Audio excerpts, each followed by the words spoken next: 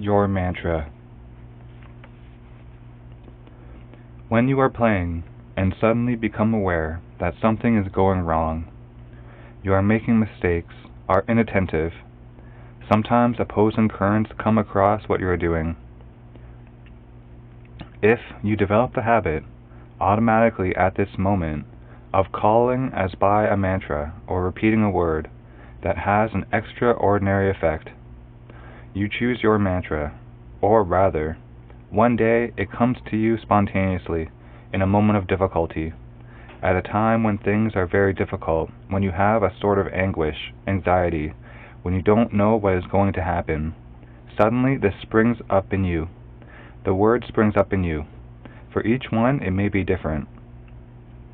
But if you mark this, and each time you face a difficulty you repeat it, it becomes irresistible.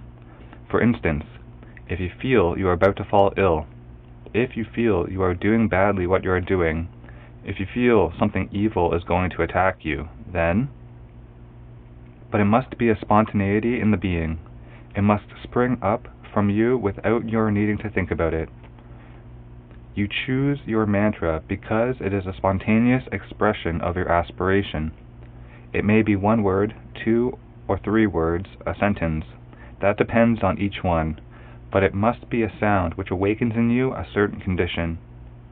Then, when you have that, I assure you that you can pass through everything without difficulty.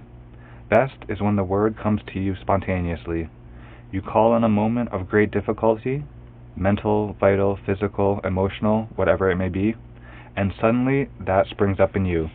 2 or 3 words, like magical words. You must remember these and form the habit of repeating them in moments when difficulties come. If you form the habit, one day it will come to you spontaneously. When the difficulty comes, at the same time the mantra will come. Then you will see that the results are wonderful.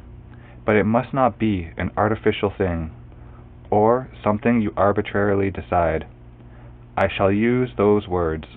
Nor should someone else tell you, oh, this is very good. It is perhaps very good for him, but not for everyone. From the Mother, Questions and Answers, 1950 to 1951.